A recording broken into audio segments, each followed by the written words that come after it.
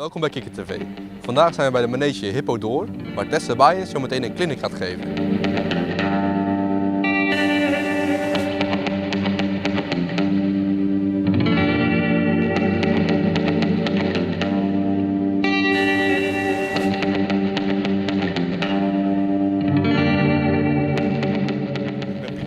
Ik ben voorzitter van de paardrijvereniging West-Vlaanderen. Onze vereniging heet Paardensportvereniging omdat wij het voor elkaar hebben dat we alle facetten van de paardensport mogen en kunnen organiseren. Nou, deze dag hebben we volledig in teken gezet van de dressuur. Met als uitschieter een clinic van Tessa de Vries, Bayens. Die hier een clinic verzorgt en tekst en uitleg geeft hoe je met een handicap op hoog niveau de paardensport kan bedrijven. De familiekrachtpeiling is weer goed vertegenwoordigd vandaag. Dan op de tweede plaats.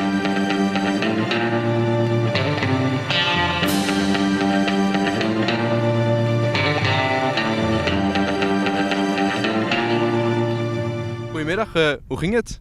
Ik vond het heel leuk, geweldig leuk om hier te zijn. En het geweldige weer, dat is natuurlijk altijd mooi meegenomen. Maar ik vind het een super accommodatie en een hele mooi initiatief om de aangepaste sport bekender te maken, zeker in Zeeland. En ja, we moeten gewoon groter worden, bekender worden en dat is een geweldige optie. Op wat voor niveau rijdt u eigenlijk paard? Ik ben altijd een beetje bescheiden. Maar het is ik rij wel op het hoogste niveau wat er is. Ik zit ook in het Nederlands team. Ik zat in het Nederlands team ook in 2011 in het EK. Toen zijn we vierde geworden.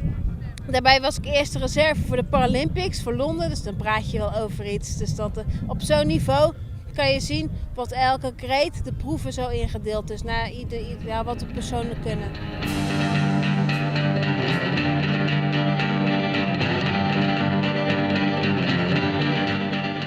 U heeft een ongeluk gehad en toch bent u teruggekomen op het paard.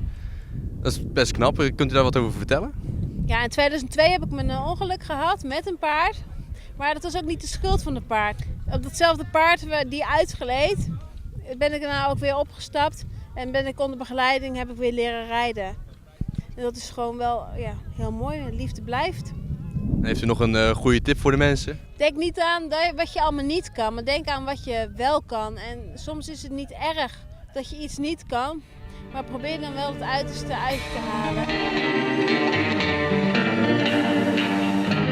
En naar Rio, als Rio niet lukt, dan komt de volgende speler wel weer.